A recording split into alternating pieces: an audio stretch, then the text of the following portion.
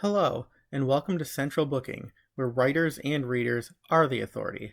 I'm your host, John Valeri. Bombshell tonight. Critically acclaimed thriller novelist Wendy Whitman is back to tell us all about her bookish influences, inspirations, and aspirations. The author of the Deer Killer series, Wendy's most recent release is Retribution, the direct sequel to her 2021 debut, Premonition. Here, Detective Harriet Hank Nowak is in pursuit of a serial killer whose crimes hit uncomfortably close to home. And while Hank's dedication to justice remains unquestioned, her objectivity is tested by an unexpected development, her romance with Cary, whose own involvement in the case makes their relationship taboo. As Hank's personal and professional lives come into conflict, this secret threatens to be her undoing, even as a killer exacts his devious and deadly plan. Wendy has a unique background from which to draw on for her reality-based fiction. After graduating Tufts University with a degree in English and photography, she attended Boston University School of Law. Wendy later spent 20 years working for Court TV and HLN, where she served as a producer and on-air reporter for The Nancy Grace Show, covering high-profile cases and crimes. This intimate knowledge of criminality and victimization informs every aspect of her work. And speaking of Nancy Grace, she's now a fan and gave Retribution a rave, enthusing lightning strikes twice. Wendy Whitman does it again with a spine-tingling dive into crime, stealth, suspense. In one word, a thriller. Now, join me as I go between the lines with Wendy Whitman. Hi, everybody. Welcome back to Central Booking. I am excited to be in the virtual company of Wendy Whitman. Again, tonight she is the author of Retribution, which is the second Deer Killer novel. Welcome back to the show, Wendy. Thanks so much for having me on, John. It is my pleasure. I have to tell you, I was very tempted to start this by saying bombshell tonight, because my wife and I, we used to watch the Nancy Grace Show, and I'm sure I saw you on there many a time. Yeah. And she always used to start the show that way, and I just felt like, what? That would have been great. Right? It revs the engine.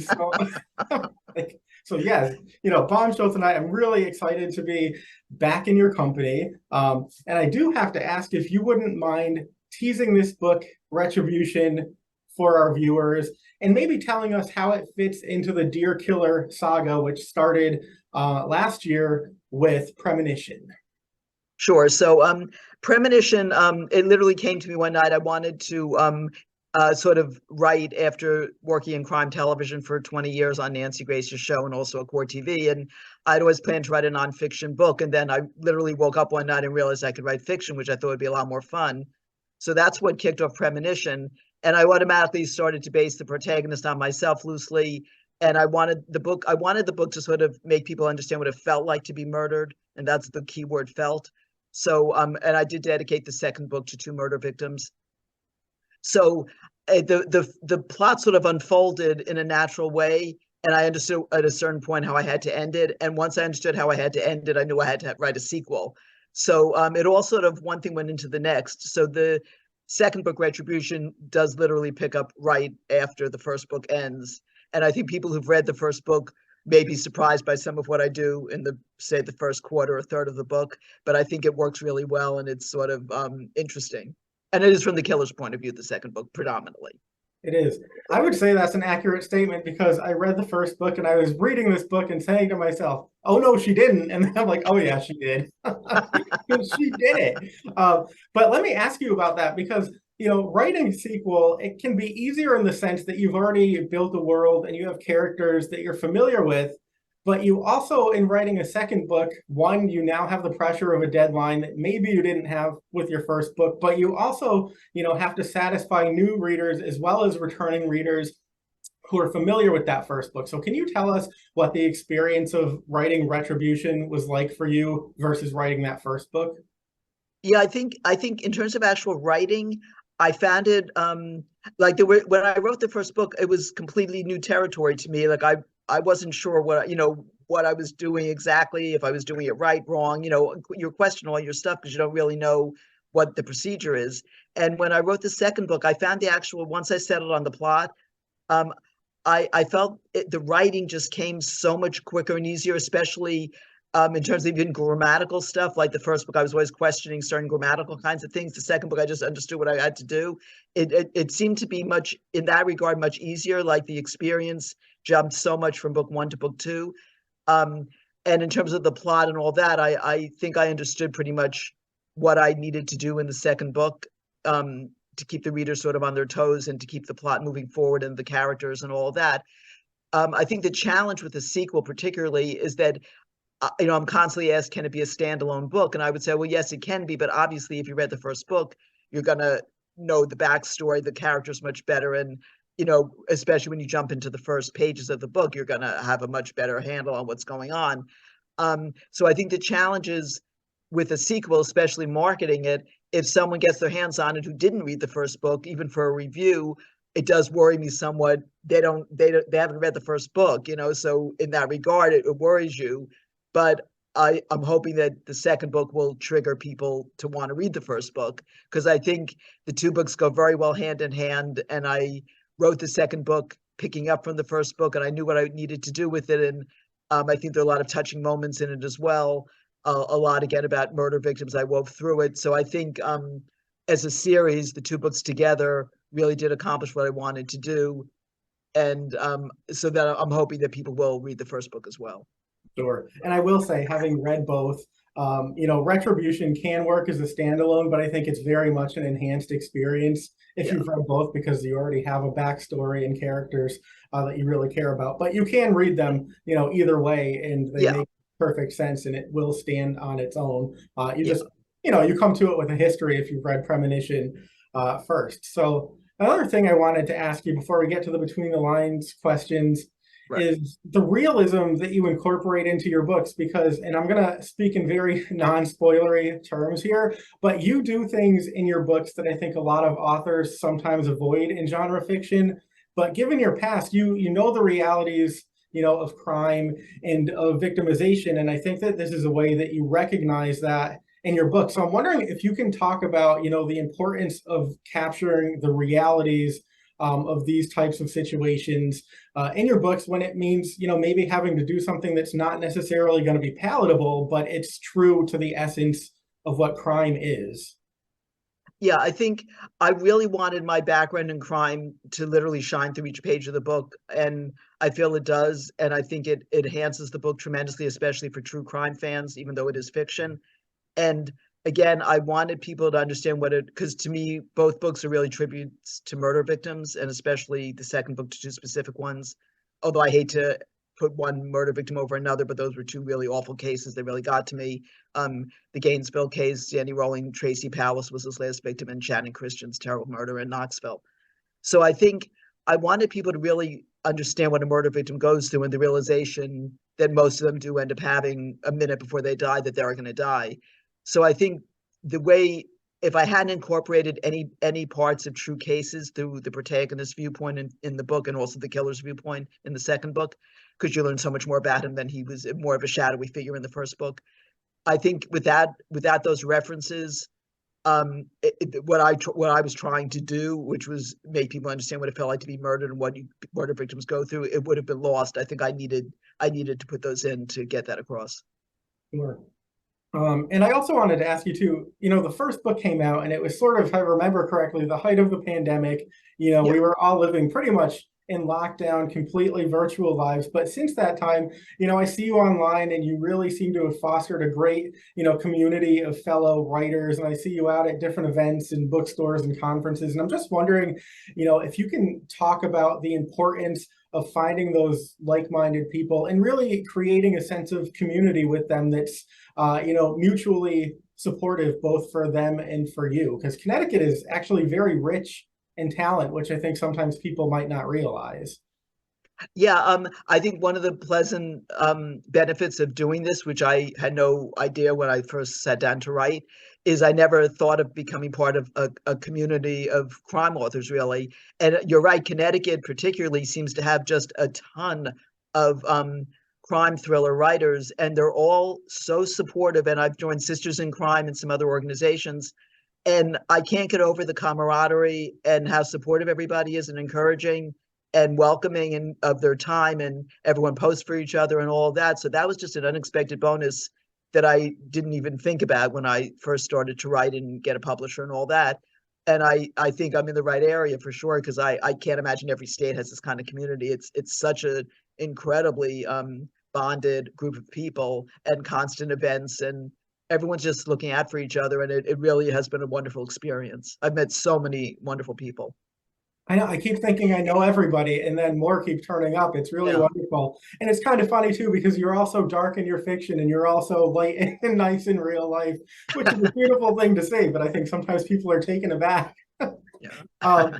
All right, so before we get to Between the Lines, I do just want to give a couple quick reminders to people watching at home. I did have the pleasure of interviewing Wendy when her first book, Premonition, came out, and that was a pretty deep dive interview. So not only about the book, but your background. So if people want to familiarize themselves with that, I'm going to drop the link in the video description. And also, I had the privilege of interviewing specifically about Retribution for the International Thriller Writers Bigger Thrill magazine. So that will be coming out in August.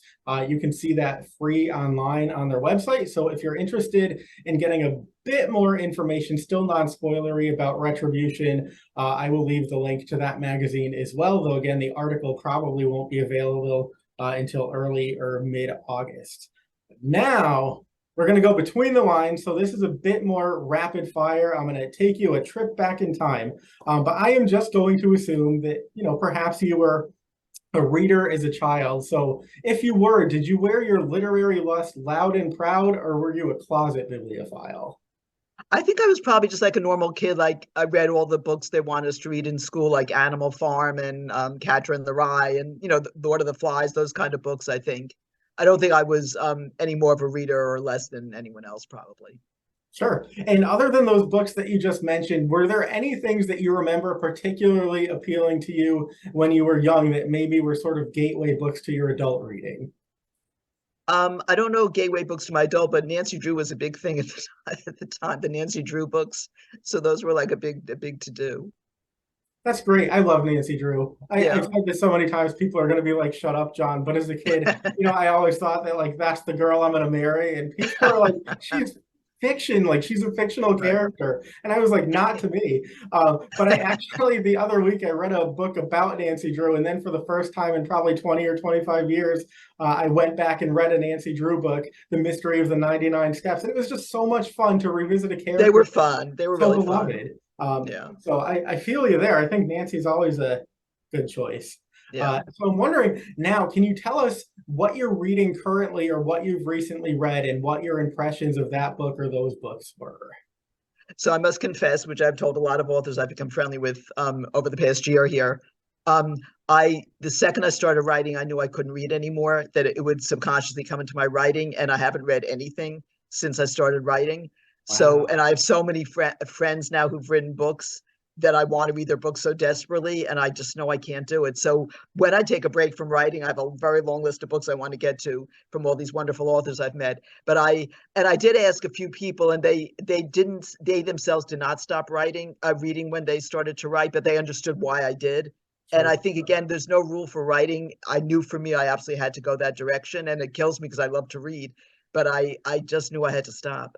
Sure. Wow. I don't know if that's the right answer for you, but that's my answer. Hey, it's the right answer for you. I get that. I mean, I have one friend who, when she's writing fiction, she won't read fiction. I have other friends who won't read history if they're writing that kind of book. Yeah. And this is probably the biggest excuse in the world, but when people ask me about my own writing, I say I hardly ever do anything, fictional, because I've seen so many people either not want to read for fear of things creeping in, or just not having the time to do it anymore. And I think if I had to pick between reading and writing, reading would win any time. But I have to say, obviously, you made the right decision for you, because you now have 2 books to your name, so nobody's going to fault you for that. So Wendy 2, John 0. So if you need to know how that math works out, there you go. So how about this? Is there one book or author that you always feel comfortable recommending to friends or other readers, regardless of who they might be? For whatever reason, all of this is sort of subjective. I love Dan Brown's Deception Point. I found that book so unbelievably entertaining. And I don't know if a lot of people have read it or not, but it probably isn't one of his most known books. but for some reason, I really enjoyed that book. Sure. And yeah, I just did. And I love that. Sometimes things speak Yeah, to you, and yeah. hopefully they speak to other people. All right, so sort of the flip side to that question, is there an author or book that you've always been wanting to read, meaning to read, and for some reason you just haven't gotten around to it yet? Well, I did want to. There are actually a long list of books now that I want to read, but I just went to a Liv Constantine event a few weeks ago, and they were talking about the last Mrs. Parrish, which I think Right. it was their first really big book, and the way they were discussing it, it made me want to read it very much so. Oh my gosh, that one's on my list too. And I think they're Yeah, making it into a movie or a TV I think series so. or Yeah, something. And yeah, I'm like, that'll probably be out by the time I get back to that book. But yeah, good call there. yeah. Is there a book or an author that your readers might be surprised to know that you've read and enjoyed? Because I'm assuming, given your background in the books that you write, people associate you pretty much with thriller or crime fiction. But is there something outside of that that people would maybe scratch their heads at and say, "Oh, I never would have thought Wendy liked that book"? I read the whole Harry Potter series, and when I read the first book, I just assumed I was not going to like it, and then I really liked it. I thought, wow, that's really crazy. So I read all the books really fast in a row, and I found them really enjoyable, and it surprised me. I did it just because I felt like I should give it a shot, kind of thing, and I was really surprised how much I enjoyed reading them. That's great. That's a great example. And they were wonderful books. We enjoyed them too. My wife loved them. I remember, Yeah, the Midnight Madness release parties and things like that just yeah, don't happen anymore. But it was a beautiful sight to see, people standing lined up outside an indie bookstore at yeah, midnight for a book. Who does that yeah, anymore? So yeah. excellent example there. How about this? Is there one author that would or did make you weak in the knees upon meeting? Who would that person be if you haven't met him yet? Hands down, because I'm a huge Game of Thrones fan, George R. R. Martin. He would be the one. He would be the one. I want to see that picture. Bow down to the man.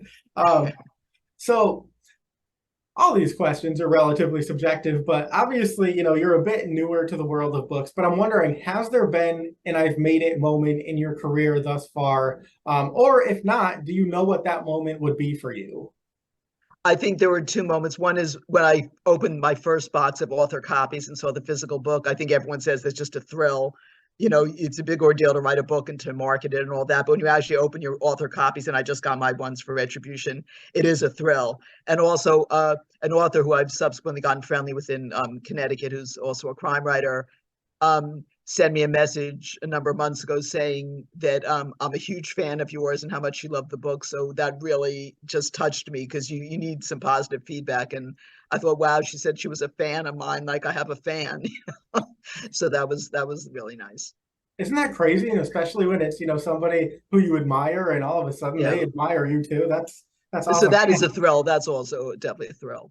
Yeah, but I could imagine, opening that box and seeing a real, actual Yeah. physical book and being like all your, efforts Because turned you into looked at this thing. PDFs for like, months and Right. months, all the PDFs, when you actually see it in book form, and so much effort gets put into the book cover and what blurbs are on the back and this and that, compiling the whole package of the physical book. So when you actually hold it in your hands and see it, it's always a thrill. Yeah, I mean, digital is great, but I think there's something special about like a tangible book, like you said, that you can hold in your hand, that you can put on your shelf. It's a Yeah. pretty wonderful thing. So, Yeah. now that you're at the beginning of your career as a writer, I'm wondering, what is your greatest literary ambition? I guess my greatest literary ambition would be to continue to think of interesting plots, which I have thought about a bunch of other things I can write about. And also, to eventually have just a following of people who would want to look for my next book, who would like my books enough and appreciate what I was trying to do with them. They would say, "Oh, when's your next book coming out?" kind of thing. I think that's when you've sort of made it. Sure. I was gonna say, I think that's gonna happen sooner rather than later because the way you write your books, I mean, you get to the end and you immediately, sort of want to know where the story goes from there. So, Yeah. you're well on your way. I think I'm already that reader, but you will have many, many more I than me. appreciate that. Well, I read a lot, but it's nice to come to the end of a book and actually be like, I wish I could pick up, the sequel story right away. And then you gotta Yeah. sit around and wait a bit. But like you Yeah. said, I think that's the mark of a good book, and Yeah. an author worth revisiting is when you want to do that. Yeah. So how about this? Have you found that your life in reading and within books, has that changed the way that you live, do you think?